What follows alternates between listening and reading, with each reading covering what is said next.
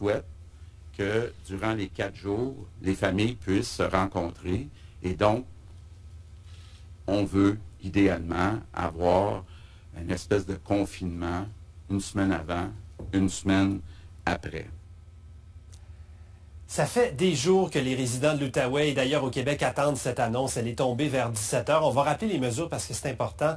Les rassemblements de 10 personnes seront permis du 24 au 27 décembre. Le retour en classe reste le même pour les élèves du primaire, mais il est repoussé au 11 janvier au secondaire. Avec nous ce soir, Patrick Filion, microbiologiste et professeur au Cégep de l'Outaouais, que vous connaissez bien. Bonsoir, M. Filion.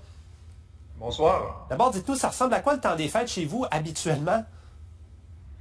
Moi, je suis natif de la Beauce, puis j'ai la chance de venir d'une famille très nombreuse. Donc, la famille à mon père, c'est 12 frères et sœurs.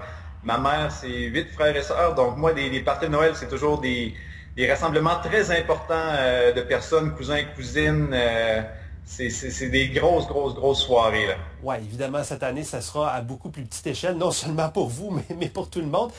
Commençons avec les rassemblements, justement. D'un point de vue de santé publique, qu'est-ce que vous pensez de l'annonce aujourd'hui? 10 personnes, est-ce que c'est raisonnable? Je crois que oui, je crois que c'est raisonnable.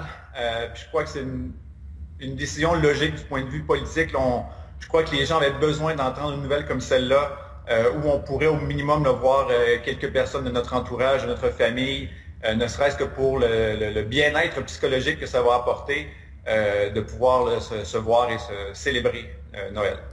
Le premier ministre parle d'un contrat moral avec la population. Est-ce qu'il y a un risque, parce que c'est assez contraignant ce qu'on demande aux gens, concentrez-vous sur 4 jours, mais le reste, restez à la maison. Est-ce qu'il y a un risque que les gens ne respectent pas les consignes et qu'on se retrouve avec un plus gros problème au mois de janvier? Oui, le risque est présent, c'est certain. Ce qui risque d'arriver aussi, c'est que, bon, peut-être on va rencontrer 10 personnes le 24, 10 autres le 25, 10 autres le 26. Donc, est-ce que ça va peut-être juste multiplier le nombre de rencontres?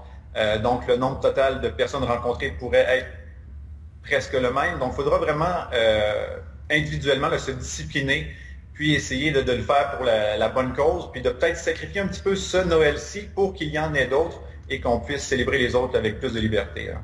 Et bon, vous êtes dans le milieu scolaire. Les vacances scolaires, on ne touche pas trop au calendrier. Il y avait des possibilités de prolonger ça d'une semaine, 2 semaines au mois de janvier. Est-ce que ça aussi, du point de vue santé, c'est la bonne décision ou on aurait peut-être été mieux de garder les enfants isolés un peu plus longtemps? Les garder isolés plus longtemps, ça aurait probablement limité le nombre de transmissions. Mais pour le bien des enfants eux-mêmes, de retourner à l'école, de garder l'habitude les bonnes habitudes scolaires, c'est une bonne chose. J'aime bien qu'on ait donné, disons, une semaine plus tôt avant Noël, puis bon, qu'on limite, en fait, qu'on n'ait pas de rassemblement au jour de l'an. Donc, pour permettre justement cette espèce de période peut-être d'incubation, si les gens peut-être étaient malades, donc qu'on ait fait une période avant Noël, après, je pense que c'est bien. C'est sûr que dans un monde idéal, on aurait peut-être voulu repousser un petit peu le début des classes, surtout au primaire. Le primaire commence à la date prévue, je crois que c'est 5 janvier. Donc peut-être une semaine ou 2 aurait été préférable, mais préférable au niveau, disons, microbiologique. Est-ce que c'est l'idéal au niveau académique, scolaire et tout ça? Peut-être pas, là, je ne suis pas un expert. Mais si le microbiologiste parle, je crois qu'on aurait peut-être été mieux de donner une semaine ou 2 de plus. C'est un équilibre qui n'est vraiment pas évident à arriver. Qu'est-ce qui est important de faire lorsqu'on va se réunir si on veut essayer au maximum de limiter la propagation du virus? Bon, on est 10 personnes dans la maison. Qu'est-ce qu'on peut faire pour que ça se passe bien? Oui, ça va être de respecter un petit peu la distanciation. Puis encore une fois, c'est difficile. On veut serrer les gens dans nos bras, les embrasser. Donc, limiter les contacts ou les rapprochements physiques. Peut-être bien faire, parce que là, on va être à l'intérieur. C'est pas comme l'été où on se rassemble à l'extérieur. Donc, à l'intérieur, peut-être bien aérer la maison avant, peut-être un petit peu pendant et après aussi la soirée. Éviter de partager peut-être des je sais pas moi, ustensiles, bouteilles, là, comme on pourrait le faire de façon instinctive là, par le passé. Puis c'est ça, de garder une distance, se laver les mains de façon adéquate. Puis peut-être, je sais que c'est pas ce que les gens voudraient entendre, mais si vous avez des gens vulnérables dans votre famille, le port du masque, c'est pas le fun. On ne veut pas nécessairement porter un masque à l'intérieur en présence des membres de notre famille, de nos amis, mais ce serait quelque chose de très, très bien à faire pour limiter la propagation et éviter que ces personnes-là que l'on aime ne tombent malades elles aussi. J'aimerais vous entendre aussi sur l'évolution des chiffres dans les dernières semaines. Il y a beaucoup de commerces qui sont fermés. On demande à la population de faire des efforts importants, de limiter les contacts, mais ça ne semble pas diminuer la courbe. Là, on se maintient toujours, tant en Ontario qu'au Québec, à peu près 1000-1200 cas par jour. Vous voyez ça comment pour le mois de décembre qui s'en vient? Bien, mois de décembre, mois de janvier aussi, je m'attends, je ne le souhaite pas, mais je m'attends à une augmentation des chiffres. On est à l'intérieur, la période des transmissions d'infection va arriver aussi. Puis là, avec les rassemblements du temps des fêtes, je m'attends, surtout dans les premières semaines de janvier, à une augmentation du nombre de cas.